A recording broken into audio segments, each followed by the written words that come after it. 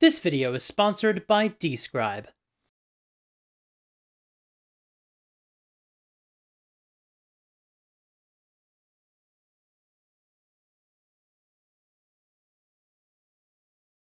Last month, I released a video about Pathfinder's relationship with 5e, and that video included a section where I referenced Wizards of the Coast's many faux pas.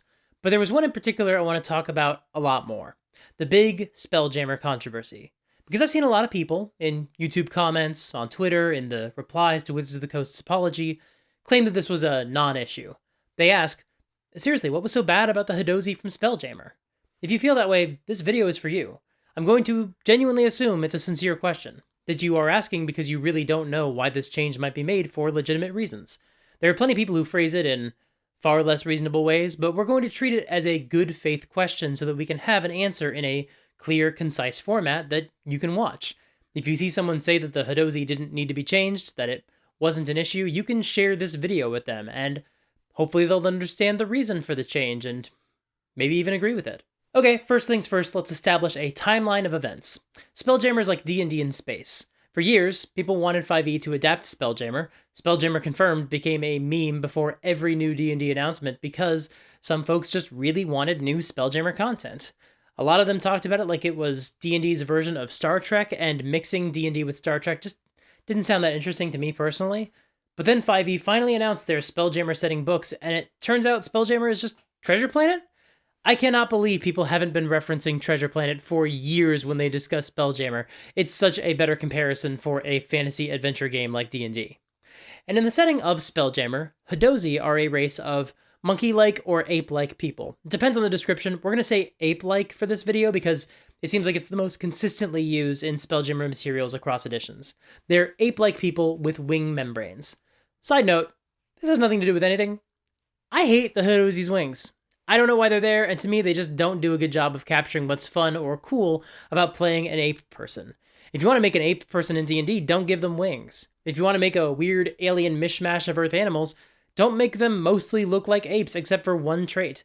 I know everyone has their own line for what bothers them and what doesn't in a game like Dungeons & Dragons and in a setting like Spelljammer, but the wings just really bug me. If I made a video about the core fantasy of each D&D ancestry, Hadozee would get a lot of points docked for those dumb wing membranes.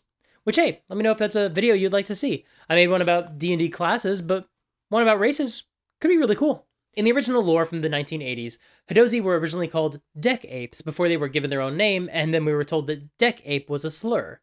Now, there is a whole other argument to be made about whether you can and should include the language and context in an RPG that enables players to tell a story about being from an oppressed minority, complete with in-world slurs and stereotypes.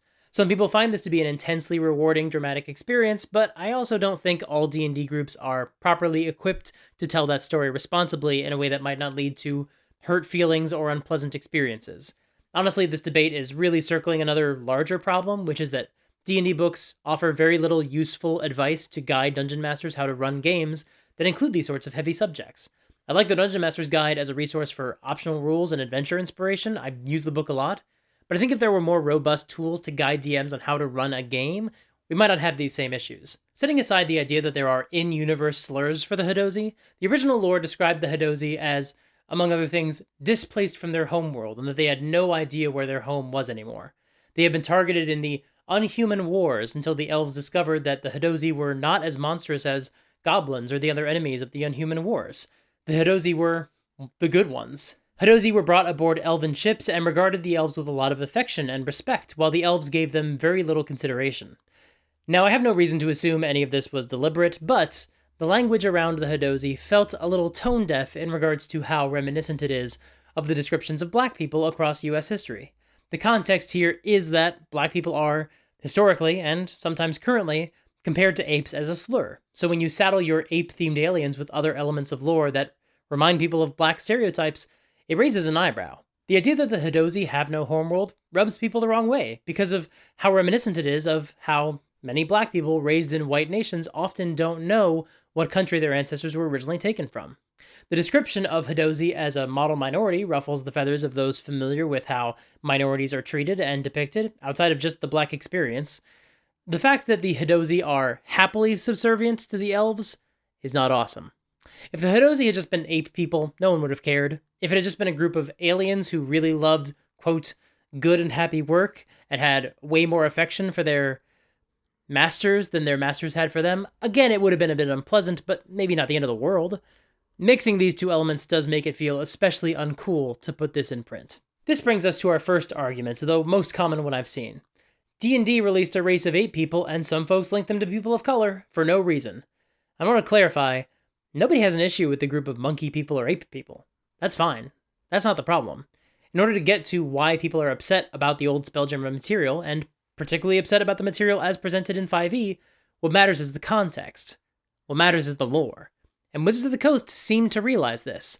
My understanding is that someone brought this up to them on Twitter before the new release, and Wizards of the Coast confirmed that they were going to address the loaded language and find a path forward that wasn't racially charged. I haven't been able to find that tweet. It turns out Hadozee brings up a lot of other results now thanks to the 5e release. So let's address the new lore in 5e's Spelljammer.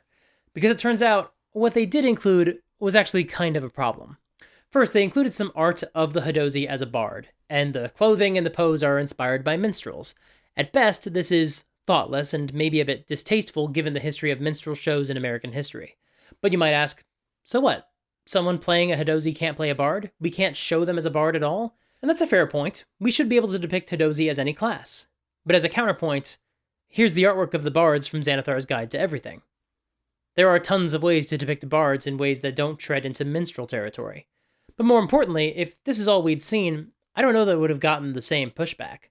Some people still would have objected. I still don't think this was like a good move. Pick a different way to depict your ape-inspired bard, please. And honestly, there should be a piece of art of a Hadozee as a bard that is not reminiscent of minstrel shows, to show players and DMs how they can play these apes as bards without describing them with this sort of insensitive language. We don't need a sidebar or anything guiding players how to avoid certain pitfalls. Although, come to think of it, it's not a bad idea. I'd actually like a sidebar like that. But we don't need it. We just need a positive example we can point to as something we can model. And this gets into the subject of what Wizards of the Coast's responsibility is when it comes to this sort of content, and we'll come back to that later. But once again, I'll also say that I don't think this would have been the end of the world, if not for the lore that accompanied it. So let's talk about the lore.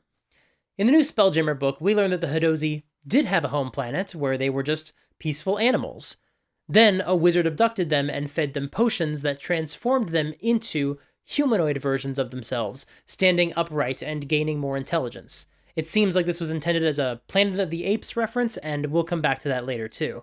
But the issue here is that the idea of black people being taken from their homeland and civilized is again a very old idea with its roots in colonialism and white supremacy. Why did that need to be in the Space Dragons book? As part of this process, the wizard also gave the apes the ability to be more resilient to harm. This is probably meant to justify the idea that a Hadozee PC would have more hit points than like a normal ape. However, this idea is uncomfortably similar to another misconception about black people, that they feel less pain than white people. That misconception is so pervasive, it's still present in the modern healthcare industry. It's a bias that is taught to doctors still today in our modern world. People die because of this misconception. Why did this need to be in the Space Dragons book?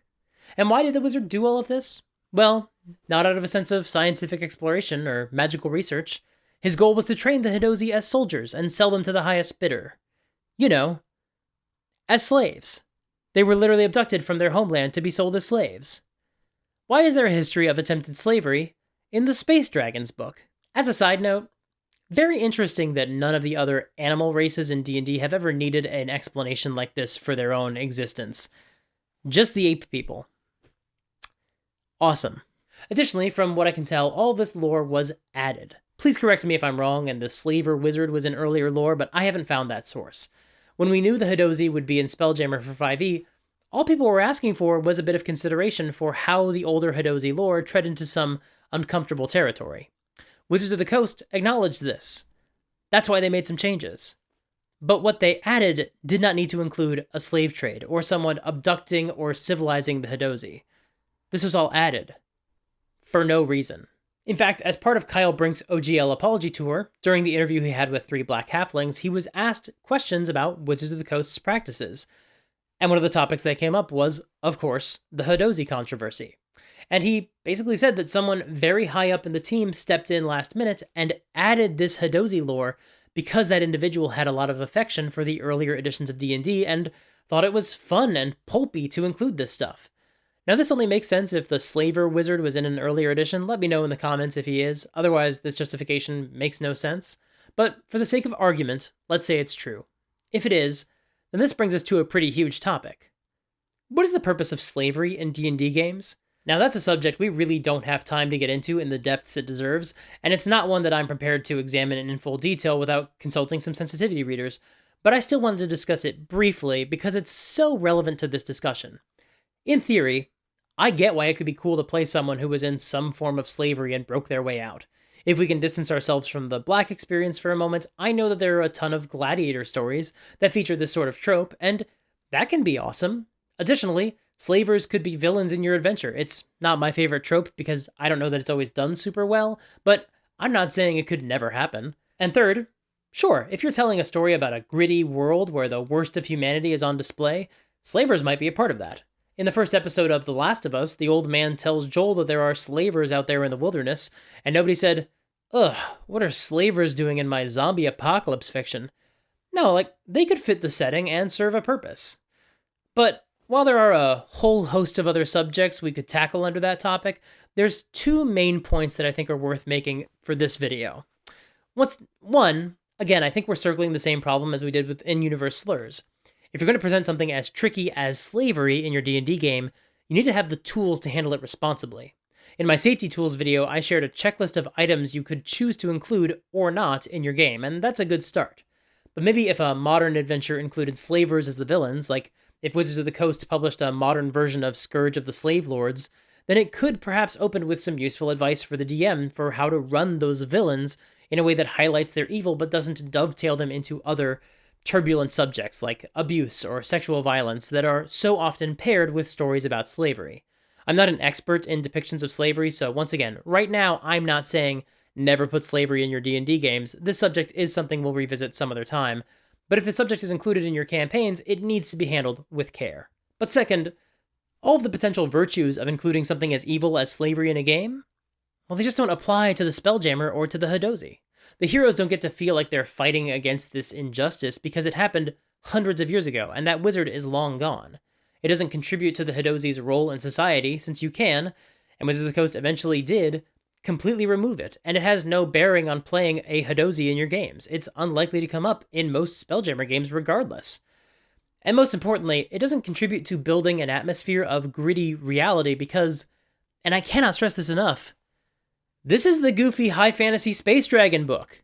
There are giant hamsters in this game. I'm not saying you can't tell a complex story about morality in a world that has a bunch of goofy stuff in it. You totally can. The Andor TV show takes place in a setting where one of the most beloved characters is a giant dog man with a laser crossbow. This stuff can be done well. But when we have no tools for how to effectively and ethically use this content in our games, then all it does is upset people, and it doesn't belong in the book. And now, a word from our sponsor. Wow, what a transition. Okay, welcome to Great Moments of D&D History, presented by Artemis Gleam. Episode 6, The Hadozee? Oh boy, you know what? Nope, we're not doing this one. Look, this episode has been super heavy. Maybe, can we stop the music, please? Look, here's the thing. It would be really nice to find a way to describe the creatures and NPCs and monsters of your world in a way that doesn't include racist imagery. Wouldn't that be nice? Well, then you should sign up for Describe. Look, I get it. Describing things in D&D is really difficult, and obviously, as we've seen, there's a way to get it wrong. But the fine folks at Describe are professionals. They won the 2021 Emmy for Best Online Content.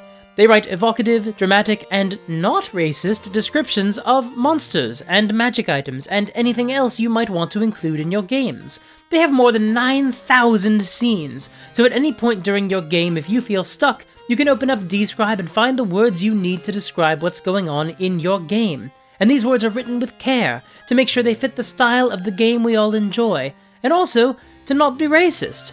Didn't think I needed to say that, but apparently some people still write racist stuff in D&D books, so I guess we had to say it. If you visit describe.com/supergeek and use the promo code SUPERGEEK at checkout, you can save 10% off of your first subscription payment. This has been D&D Happy Fun Times or whatever, presented by... Presented by Alan Smithy.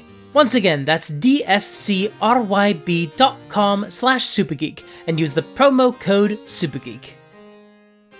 We couldn't do anything about that music? No? Alright. Now, of course, I've heard the counter-argument from people online that the new Hadozee lore was just intended to be a Planet of the Apes reference. They weren't trying to evoke any real-world racist history. To which I respond, have you ever watched a Planet of the Apes film? The famously political franchise about animal abuse and slavery and society and role reversals? Look, I'm not saying those films handle their subject matter flawlessly. The originals are dated and sometimes cover these complex topics in fairly heavy-handed ways.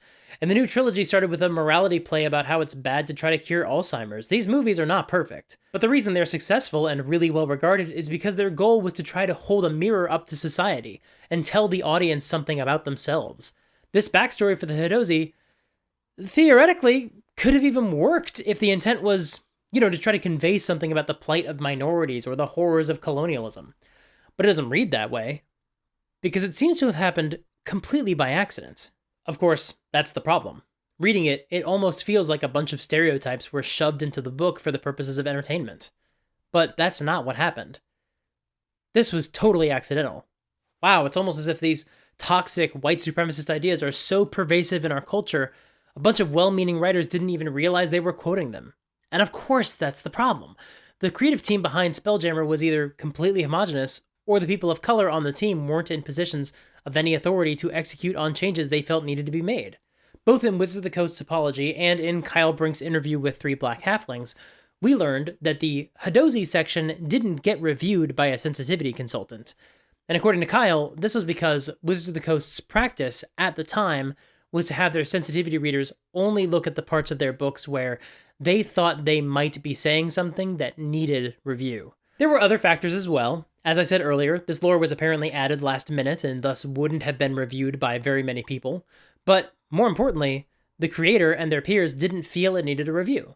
Which of course speaks to a fundamental misread of the goal of hiring a sensitivity consultant. The entire reason you do that, the entire purpose behind that job existing, is to show them something you wrote and say, point out the things I missed, show me where I went wrong, because I don't necessarily know what to look for. And so, like I promised, let's talk about Wizards of the Coast's responsibilities here. They are the biggest name in tabletop gaming, let alone the stewards for an enormously popular franchise that is nearly 50 years old. It is their responsibility to not include material that is potentially going to alienate new people coming into the hobby, especially during a time when they are trying to recruit a diverse new player base. So it was their responsibility to change it. It's just that simple. Now, this is something we've talked about on the channel before, but some people don't feel that way. They feel that the onus is on dungeon masters to change the things they don't like, which they should feel empowered to do, since that is part of the role of the dungeon master. But I don't agree. Sure, yes, if we don't like something, we can cut it. But the fact that we have that option shouldn't absolve Wizards of the Coast of their responsibilities to print good books. And especially if Wizards of the Coast produces products that are going to actively hinder or harm the play experience of people in the hobby, or make people think that playing TTRPGs just isn't for them because this industry is apparently still struggling with basic stuff like don't do a racism, then I think it's fairly reasonable for them to change it. Which, of course, they did. They took out a couple of sentences and removed one piece of art. And that's all we wanted. Now we can still have our space apes because the idea of space apes was never the problem. And here's the thing. I absolutely understand why a bunch of white people looked at this text before it went out the door and didn't notice anything wrong with it. Because I also didn't notice anything wrong with it. I heard it was controversial, but I had to read it maybe 2 or 3 times before I realized what the issue was, only after other people had even pointed out that it was controversial. And that's okay. Not noticing this or not feeling offended by this doesn't make you a racist. We all grew up under the shadow of hundreds of years of white supremacy. Some of these ideas are so deeply embedded in our culture that a bunch of probably well-meaning people can put it in their Space Dragon game and completely not notice they did it. That doesn't mean they're bad people.